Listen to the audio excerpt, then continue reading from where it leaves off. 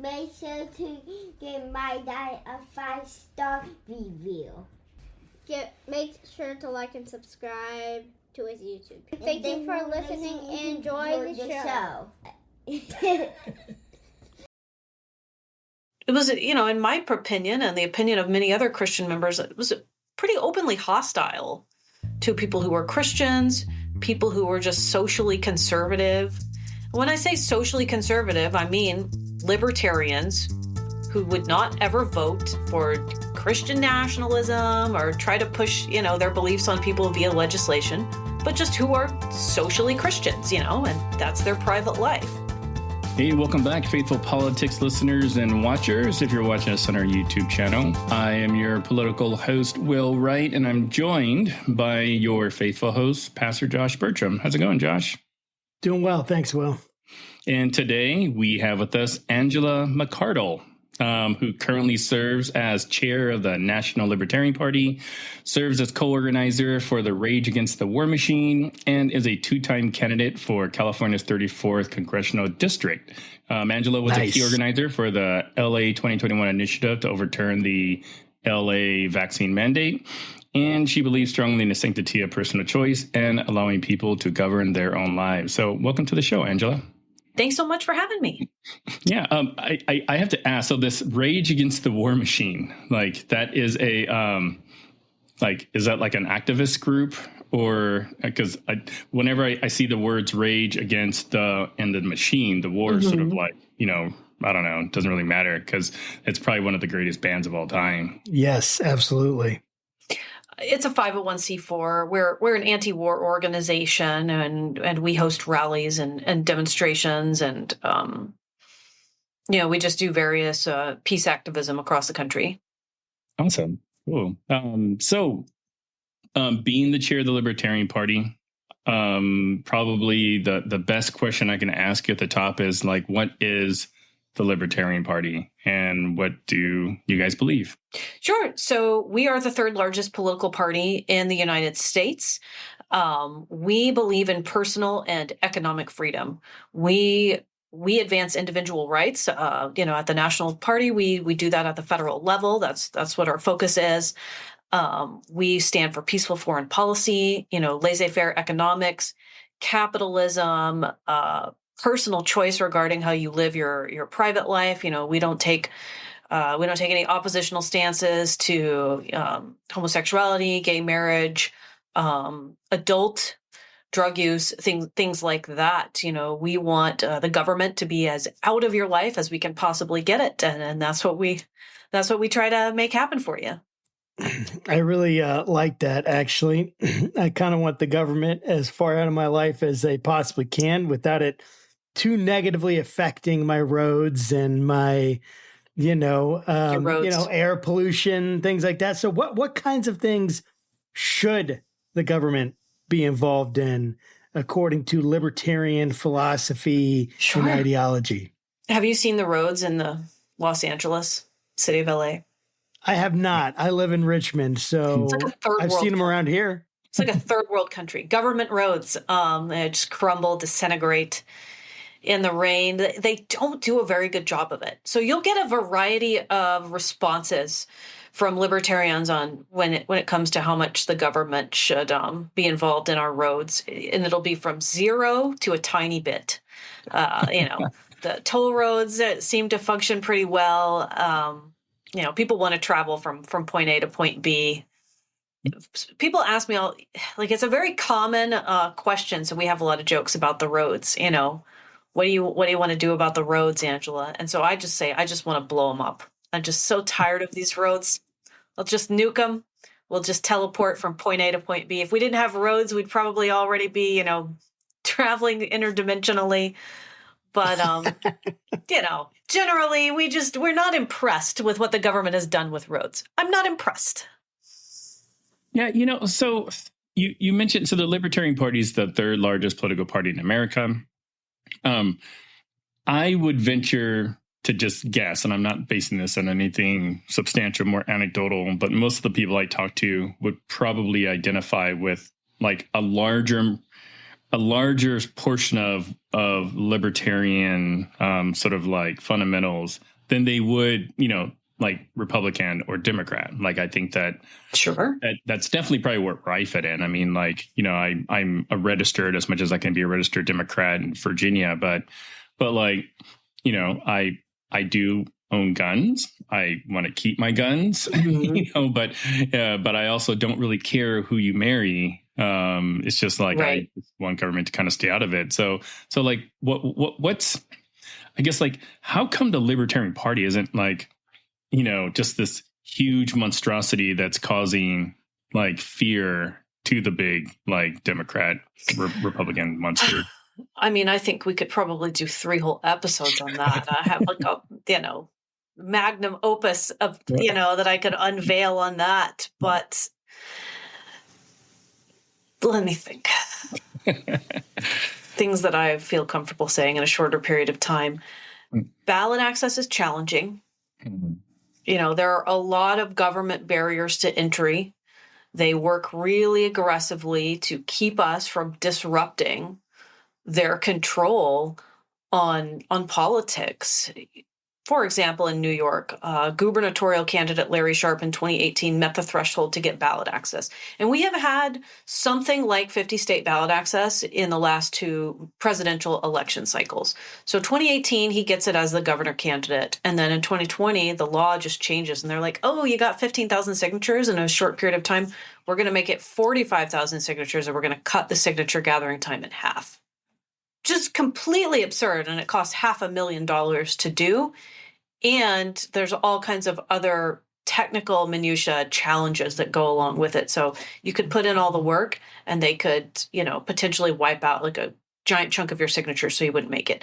So there's barriers, like that. There's financial issues. And then, we contend with, it's the most important election of your lifetime every 4 years. Everybody perceives there to be a lot at stake. And then people change. And I think that things have become hyper politicized, especially in the last decade, since like 2014, and so people just perceive there to be a lot at stake. They perceive their political identity to be like a serious part of the rest of their identity. And there are a lot of implications for that, for third party or fringe politics, and most of them are not, super helpful. That's fascinating. I want to kind of return to my previous question and dig into it just a little bit, because, one of the things that you always, or I say you, as in a general I hear a lot is, that a government involvement is necessary. There are certain things that the market does not do well at assessing or addressing. And that there are certain, like, the place for government, what does the Constitution say for defense, national defense, domestic tranquility, I should know this, but, those kind of big pillars of kind of where the government should be involved. And I kind of heard you say, there's like some libertarians are like, there should be zero government involvement in anything, which essentially would mean no government, right? And then, right? I'm trying to figure out what else that would mean, right? So, I mean, like, and then minimal government. So where does does the Libertarian Party have an official stance on it? We do. And if so, what is the official stance of the pillars or areas where markets, and maybe the language isn't this way, but markets won't do what's needed or can't do what's needed or whatever it may be, and where government involvement is necessary, if there is any? Yeah. The official stance is that the party is welcoming to anarchists and people who want minimal government equally. And the general understanding of that is that the government is such a crazy, complex Leviathan right now that if I want absolute, pure, voluntary hierarchies, voluntary society, and someone else wants to return to constitutional law, there's zero reason for us to be fighting over which goal is more important to fight over, because we've got to fight in the same direction. We have to move the Overton window. We have to move policy. We have to move all of it in the same direction at the same time, and we're not very close to achieving constitutional rule. Sure, we'll fight over eminent domain once we get, the abolition of that, once we get a little bit closer to constitutional governance, but we're not close to that. And with respect to how much government do we need? I mean, how much government does the church need? How much government involvement does the church need? What's the right amount of government? I'd say 0. If there's a negative, if there's a number less than 0, it's that number. A negative. Well, apparently there are, right, at some level, but I guess not in reality. But unless it's your bank account. I mean, I don't know how much I've no government involved in church. It's just that libertarians, we feel that way about a lot of other things too. Public schooling, for example. We don't have a problem with schools, but we don't like government schools, which are incredibly anti-Christian. The propaganda in government schools is really, really intense. It's very anti-family. From my perspective, government schools exist because it's part of how government wants to remove God and the Father as the figureheads of the family and replace it with itself, state, the ultimate father, the caretaker. Our Father, who art in Washington, D.C. Exactly. Hallowed be thy name. Exactly. Which is not something I'm a fan of, from a Christian perspective or a libertarian perspective. Yeah. That's crazy. My first foray into, the political party, the Libertarian Party, probably came on the heels, I don't know how long ago, whenever Ron Paul was running. Yeah. My wife and I were newly married there, and we're just like, hey, this guy is sort of speaking our language, he seemed a little crazy, but he seemed like he had the courage to stand by his convictions. And the good kind of crazy, Will? Yeah. I mean, all kinds of crazy is good in my book. Good crazy. But he sort of, I think, brought the Libertarian Party kind of to the mainstream, if you will. Yes, absolutely. And his son, Rand Paul, who I'm not a big fan of, but I can appreciate who he is. He's got a pretty consistent voting record on government spending. Mm-hmm. And I can respect that, even though I think there's something that he probably should have voted to fund, but that's neither here nor there. So when we look at sort of these figureheads, how are they helping promote, being a libertarian? Because I'll give you a good, for instance, if I told my mom, who's this 70-year-old Asian lady who still lives in Southern California, that's where I grew up, that I'm becoming a libertarian, she would probably get nervous because she doesn't know what that means. So, sure. So how can these bigger, larger than life characters sort of help you, Mm-hmm. just expand kind of this machine? Well, I mean, Ron Paul did an incredible feat. He ran for president under the Libertarian banner in 1988. And then after that, he went back to being a member of Congress as a Republican, but talking about libertarianism. His presidential runs in 2008 and 2012 grew the Libertarian Party and broader movement tremendously. Rand Paul, who was a little bit more straight-laced and conservative, still does really incredible libertarian work. I mean, the policy work that he does on criminal justice reform is really great. He tried to pass Breonna's law to end no-knock raids federally. Yeah. He does really good. I don't usually like bipartisan work. I'm like, oh, that's worst. Really? Both sides working together for the worst outcome for everyone. But he has a different take on it, where he's like, actually, let's find libertarian solutions to problems.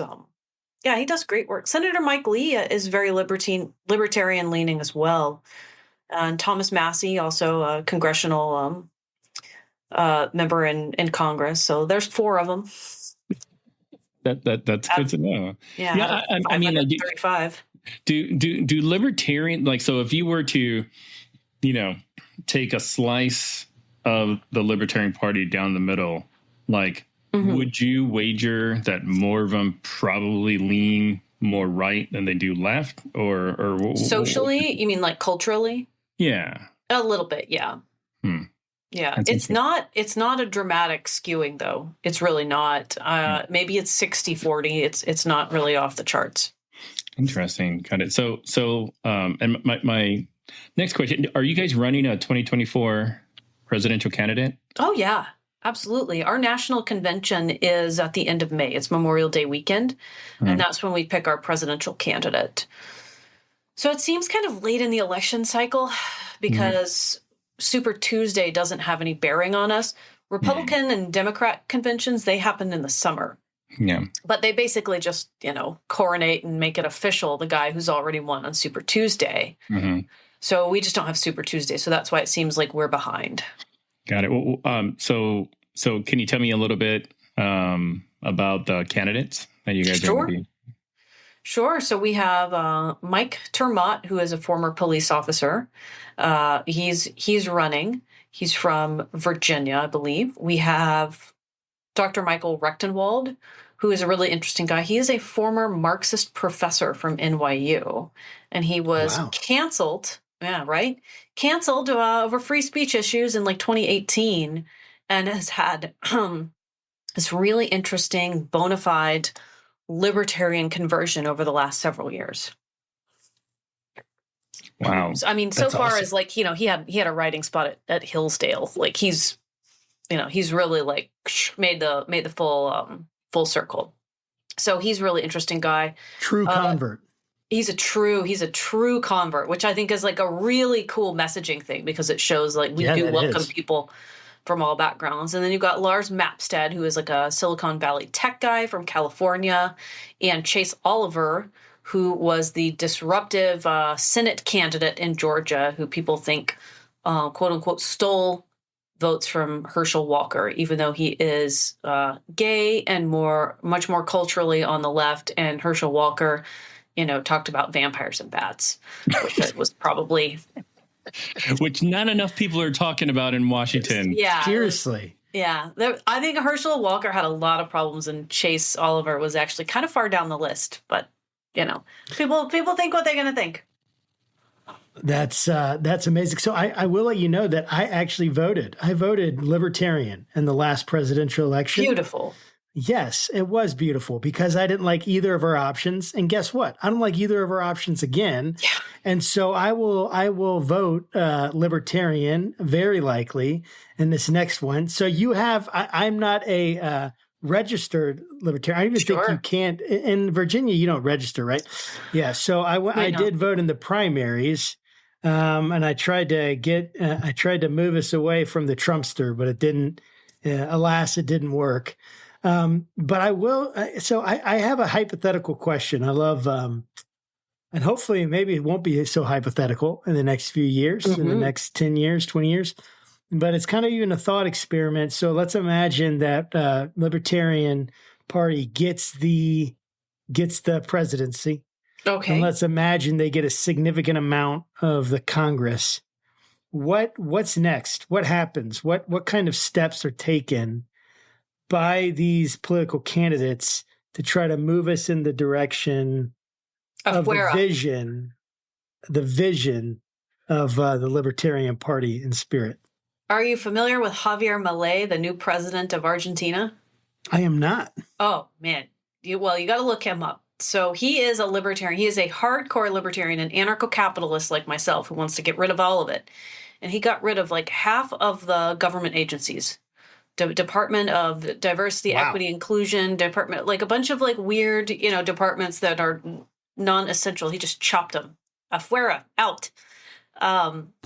Yeah, afuera. So that's what we do. We just start slashing. And there are a lot of things that we would like to get rid of that, the legislative branch put in, like the IRS. It would take a little bit of work, but if, we've got the majority of Congress, we just start chiseling away at it as much as we can, and some of it's going to fail at the Senate. So, go back and do a rewrite. Yeah. pass a watered down, weak version that nobody's really excited about, but it would still be historic, You create a slasher film that the entire Congress is in their worst nightmares. So amazing. Right it would be so amazing. Like maybe people worry about like jobs. All these people are going to be homeless. Okay. I would do a jobs program where everybody just got minimum wage to go clean the park. That would be my libertarian. Like, were you sitting on like a really healthy 6-figure salary at your deep state bureaucratic job you've had for 2.5 decades? Well, good news. There's a $12 an hour park trash pickup job waiting for you. now. So Not those would be $15 an hour? What's up with that? Yeah, no. We gotta do job creation. We don't want to make it harder, by driving up the minimum wage. So yeah, that's what libertarians would do. Yeah. So I do have to try to like interject, some pragmatism Sure. into the idea. Like I'm with you. I think that government is too big. I'm glad I'm not the one that has to choose which departments to cancel and know how all the pieces kind of fit together. I'm not necessarily a fan of TSA, so I would say if there's one, like, funny story, like I've been flying a lot, is like I recently bought the TSA pre-check, which is like, it's a bit of a ripoff, like for those that don't know, Totally. But it's like $75 for like 5 years. But like you're basically paying for the convenience of the inconvenience that the TSA is creating.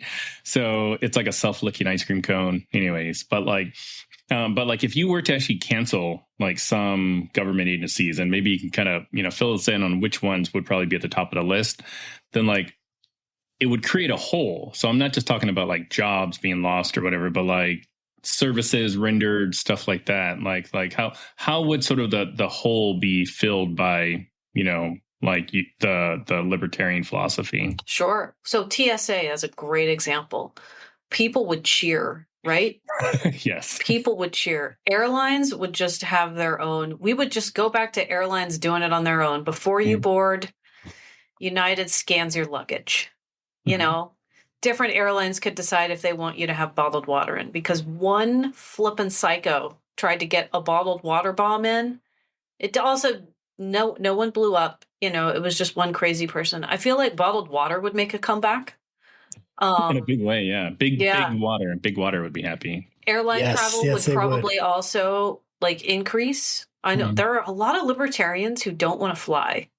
And I think this is part of it. Like it's some of the stuff that happens to people too. I went through TSA with my transgender friend a couple years ago, and the way they groped her was so humiliating and disgusting. Like I can't stand, like I've had them pat me down a couple of times where I've been like, like I don't consent, like you don't touch me that way. Like this, this is totally rapey and gross. And the way that they patted this person down was just like horrifying. So I think you'd see like, self-esteem improve across the country. People just get less violated. I think it would be really great. Things like IRS, we didn't have income tax until the early 1900s. We had roads just fine. The states took care of it. Consumption tax. There are a lot of other ways to pay for things. Same with schools. People have the literacy rates were going up before federal education was instituted. People do want to take care of each other. We do want to be literate. We do want to succeed and, be competitive in the global market. Education started to tank after the creation of the Federal Department of Education. That was under the Carter administration. We didn't even have that prior to that, and we were a world power, And now look, we don't compete with Chinese and Indian students in STEM classes. We just don't. We are riding the coattails of our past, successful generations, but it will catch up with us. What about like other, other kind of popular issues that you see brought up, like immigration? Yeah. So how what's sort of the libertarian view on immigration? It is a hotbed point of contention right now. So in our party's platform, it skews pretty open borders. We think that crossing the border, an imaginary line, is it's a victimless crime. You just step from point A to point B. No one got robbed. No one got injured. It makes no sense. People who are a little bit more conservative in the party, take the position that with welfare and entitlement programs running rampant, it's not okay to come across the border and take tax dollars away from other people. A lot of people complain about, what about the people that waited in line the right way? It doesn't really, I hear it, but it doesn't emotionally persuade me. From my perspective, that the immigration system is extremely broken and we need to fix it. I love that people come here, the best people come here from all over the world to get employed in the tech sector. And it's highly competitive, and it should be. And businesses should be able to employ whoever they want at whatever wage rate, from my perspective. But I do wonder, if our foreign policy has fueled some of the border crisis that we've seen recently. For example, people coming over the southern Texas border, I live in Texas, who are coming over from war-torn countries in North Africa, Syria, and I look back and I think Hillary Clinton, what she did in Libya, some of the actions that the UN took over there that were pretty ugly too, things that NATO has done. Has the United States foreign policy been so destructive overseas that we have created a refugee crisis, and so now we are soaking it all up? And I don't know what the perfect answer is, to stop it immediately.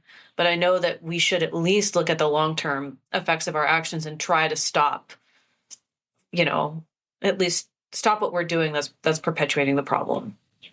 So this brings up a super interesting conversation and topic in my mind, because, and let me just give just a little bit of context, because I was thinking I want to talk about what the Libertarian Party does with the Defense Department and the Army and national defense. Mm-hmm. And then, and for sure would love for you to talk about that, but it's connected to this idea of borders. And here's the way I see it as connected. When you think about a nation's sovereignty, right? If you think about nations and their definitions, you start to think about borders. Yep. And borders being important for having some kind of definition, geographical definition of what a nation is. And of course, we could say, well, why do we need that? And that's a great conversation. Why do we need that? Mm-hmm. And we may not need that. And yet at the same time, it does seem like everyone in the world's got to be on the same page if we don't need that, or else someone's going to start encroaching, it would seem to me, on those borders, defining their own borders. And so how do we work through this?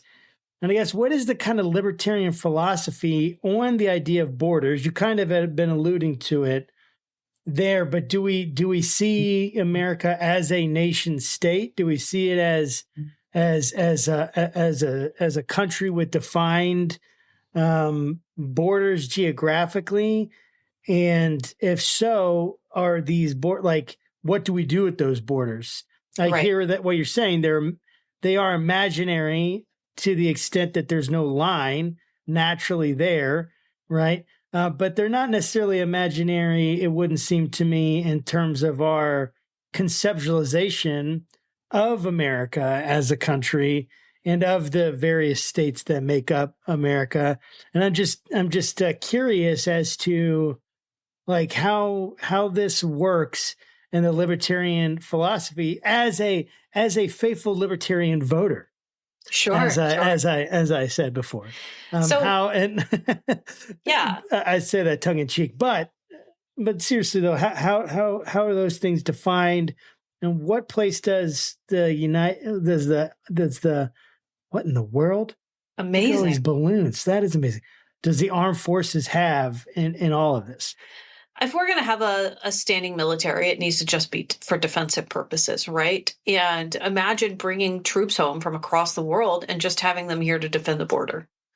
That would be a much better alternative. We would have way less veteran suicides. You would not have people who are ripped away from their families for nearly as long. Like, you would just have far less tragedy. You would have a secure border. You would probably also be able to enact border immigration reform faster, I think, too, because you would have less attention focused on tragedy at the border, and it would be far less politicized, so people would be able to do effective work without using the border crisis as political token. Like, why should people have a border? There's a lot of anarchists who say no border, right? But there are also people who are very concerned about preserving the American way of life. And when I say that, I don't mean that to sound like some cringy, white nationalism token. I mean the place where you can come from anywhere else in the world and, be successful because we have meritocracy and we don't bleed in bad policies, and we don't bleed ourselves dry with socialism by giving handouts to people who are in crisis constantly and in refugee situations. And I think that, those are valid concerns.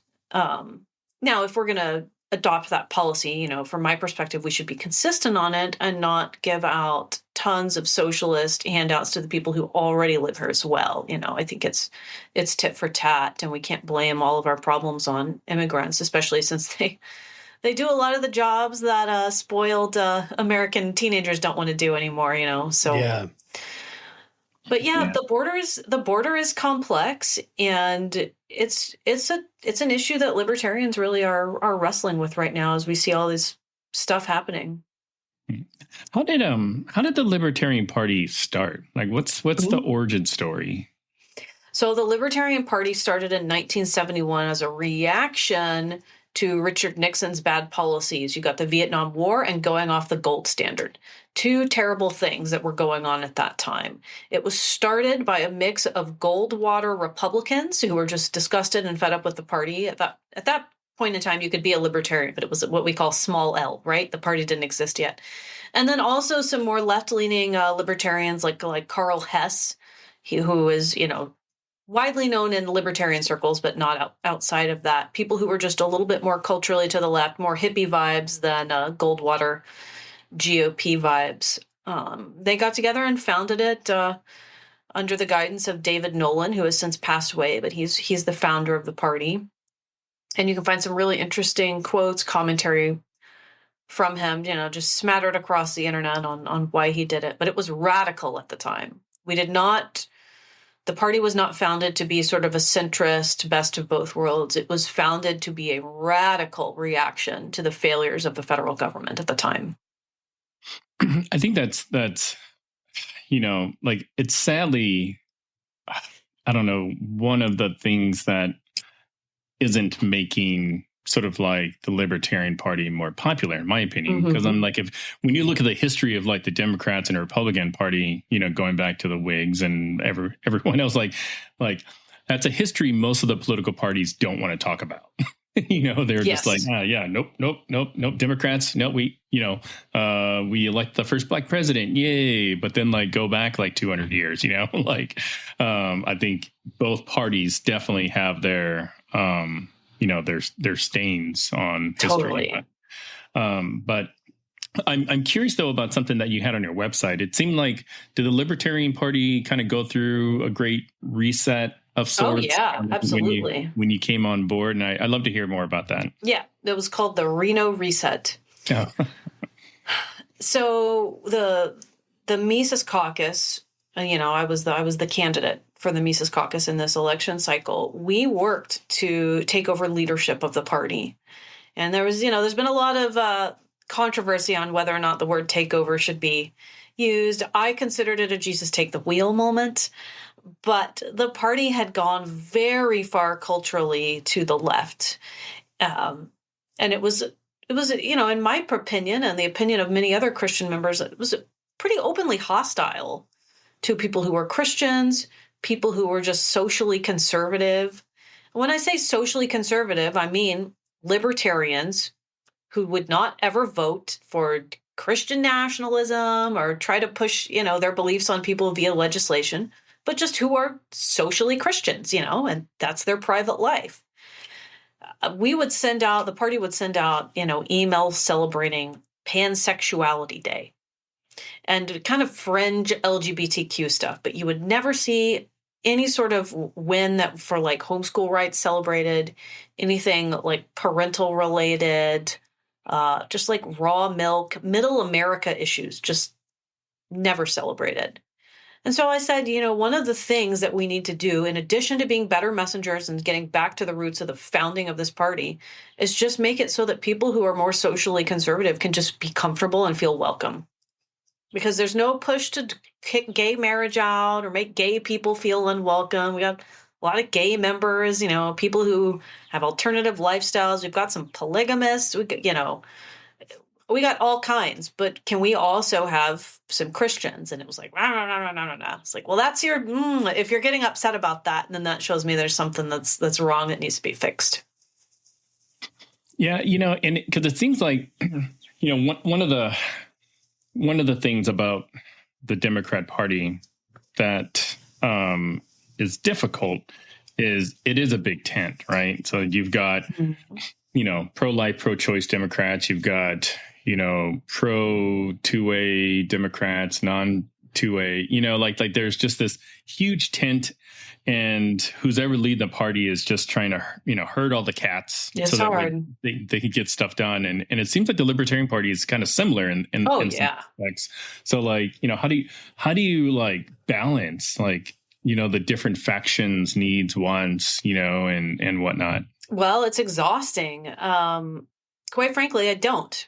There are factions within the party who hate my guts. I think there are people who would probably do like actual violence to me if they were alone in a room. And I do not prioritize their needs by any means. I prioritize the needs of the people who got me elected, and I prioritize my fiduciary responsibility to the party. So the party was founded to be like a radical vehicle of messaging. Like that's what it was founded for. And there are also now, 50 years later, a lot of people who want to win elections. So I make sure that we have radical messaging and that we don't water things down. And I also make sure that I provide tools to people who want to win elections. And if people are like, I'm mad that you're not sending out enough emails about pansexuality, and I'm like, well, I invite you to sit with your discomfort. Like no one's ever driven a gay person out. We're super friendly to everyone. But guess what? We're not okay with the United States funding war in Ukraine. And if you find that offensive, I'm so sorry. Seek therapy, but don't seek me to change my message on war. So that's this whole thing is so fascinating to me, and I love talking about it because there's this huge part of me that really does like feel libertarian in my core. This live and let live. Mm-hmm. This idea of, hey, look, you guys can live the life you want to. Part of me is just like, why does the government have any involvement in marriage at all? Yeah. Is that like a church thing, or an individual choice thing or culture thing? Like, why does the government have to come in? And there are arguments that have, been made for and against that, of course. But one of my questions is when we're thinking about like how, like, let's say, like thinking about the radical messaging and what does that look like, the radical messaging? And then I guess this is kind of a follow-up with that, but where does the Constitution where does the Constitution fit in all of this? Like, is the Libertarian Party a very pro-Constitution party? Is it, and what does that look like in terms of its interpretation of the Constitution? Sure. Radical messaging can be subjective, and sometimes it is hit or miss, but perfect example is Ron Paul in his GOP presidential campaign getting on stage in Kentucky and telling Kentucky conservatives that he thought we should decriminalize heroin. And people gasping and being like, oh, and then him just kind of gently laughing and saying, you're going to go out and shoot up heroin if we decriminalize it? No, you won't, No, you won't. We just won't be locking people up for like tragic, victimless crimes they're just hurting themselves, and people kind of relaxed a little bit. It's just telling the truth, which I think is also really important, from a Christian perspective.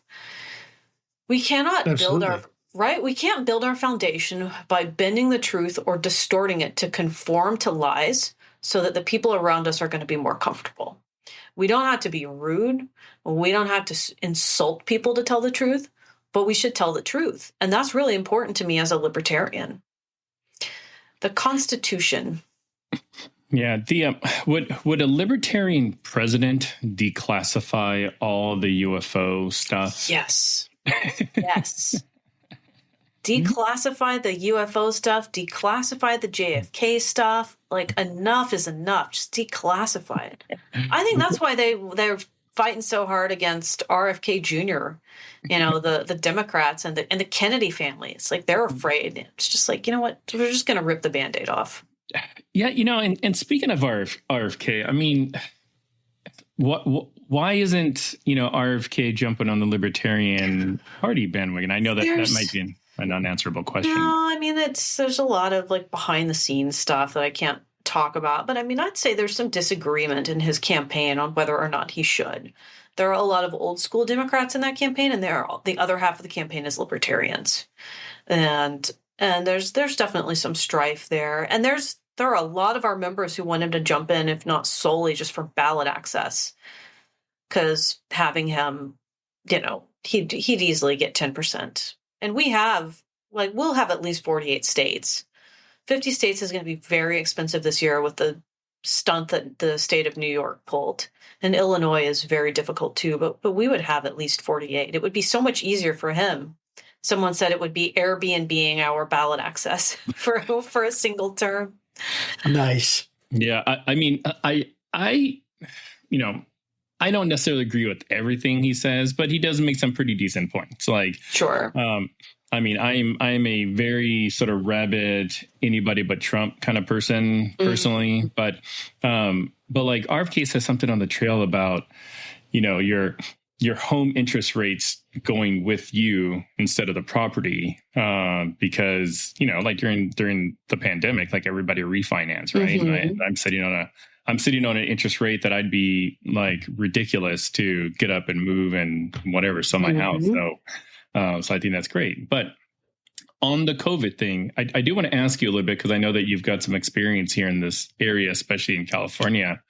Like, how do you balance like personal freedom, medical safety, but also respect people's like personal freedom? I mean, whether it's the church, whether it's mandatory vaccinations, whether it's whatever. I mean, yeah, I'd love to just kind of get your thoughts on that. How do we balance personal freedom with medical safety? Yeah, like just the health and public safety is probably what I'm. Public safety, got it. I mean, I'm just not impressed at all with what I've seen happen under the guise of public safety. I have family members who've had pericarditis from the COVID shots. I know people who died, who had strokes. Mandatory vaccination has been, I think, like a catastrophic failure around COVID-19. I'm really glad that there were elderly people who got access to things that kept them safe. But for children and young men who are playing sports to just fall over and have a stroke while they're playing soccer, it's nuts. It's like you've got to leave it up to the individual. When you take away personal choice, real tragedy happens. Seeing people arrested in California who were surfing by themselves, like alone on the beach for the sake of public safety. There's no one for miles, and the cops are wrestling them out of the water. And people committed suicide. They were so lonely. You saw like gay people who were estranged from their families lose their jobs and then have to like go move in back home with family that didn't like them, and women who were like getting out of the home and going to work was their escape from like a domestic violence, like, pit of misery. And it's just, there were so many awful things that happened, I think, in the name of public safety. We got to let people sort out their own lives. I mean, ultimately, we know what's best for us. Illegal immigrants here who, in LA especially, who, they work under the table jobs, and when everybody was forced to go home, like it's not just that they couldn't pay, for their own food and safety. They didn't qualify for unemployment. They didn't get anything. And then they can't send money back home to Mexico to grandma or their kids. It's just it's just a waterfall of tragedy. I just let people make their own decisions, and if you're freaked out or you feel unsafe, go ahead and stay home. Yeah, it connects to me again, this idea about, and the question about the Constitution. Mm-hmm. When thinking about the way in which the Constitution was supposed to structure our government, was supposed to be the highest law in the nation, against which all other laws are judged and either allowed or disallowed. My question is, with the Libertarian Party, where does where is the Constitution in the Libertarian Party? What role does it play? And in what kind of amendments would the Libertarian Party seek to make, if any, to the current Constitution that we have? So it doesn't play an official role. Most of us would like to go back to constitutional governance. That's like an important thing. We're not like, let me think about a better way. We're not revisionists, or we don't believe that the Constitution is like a living document, if that makes sense. Like we think that the founders intended a particular thing. And most of us also see the flaws of the Constitution, and we're like, that was the best document that had ever been written for human governance and human history. And yet here we are. It didn't do a very good job, unfortunately. Like Jefferson didn't bind anybody down with the chains of the Constitution. It was a problem, And then there are also members who are like, yeah, and I mean, it was really great at the time, but then we still had, like slavery and that whole thing, 3/5 of a person, that was undone. And so we don't want to be knocking out any of those amendments, but, I would certainly remove eminent domain. I'd remove a lot of the amendments that enable the erosion of our rights, income tax, anything related to that. Prohibition was the giant, colossal failed experiment. We wouldn't want to bring that back. So, we're already in the midst of the 2024 election cycle. There does seem to be quite a hunger for something different. And I'd love to just hear what you've got sort of in mind, to, help elect more libertarians. And, what can we look forward to, for the future for the Libertarian Party? The National Party needs to help equip people at the local level to run races and win. So, we've got a lot of really good tools for candidates. We have a software program called Voter Gravity that basically levels the playing field between us and Democrats. It's professional, high quality software where you make, it generates full of data, a walk list, tells you what to do in your campaign, to collect your votes and so on and so forth. We've got professional websites available for our candidates. We've got cool stuff like that.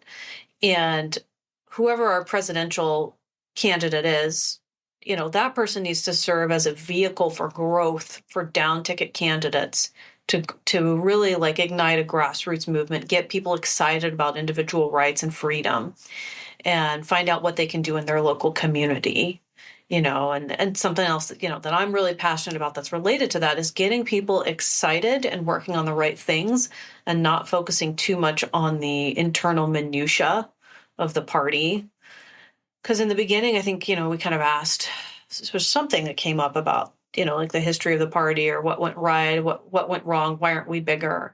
And I think that over the past couple of decades, there's been a huge emphasis on internal governance, budgets, spreadsheets, this and that. Obviously, we got to make money to pay the bills.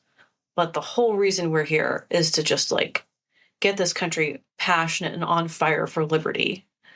And, that's what we need to do. That's really well said. So if there's one message that you wanted to give to we have a pretty diverse audience that listens to the podcast because of our political differences.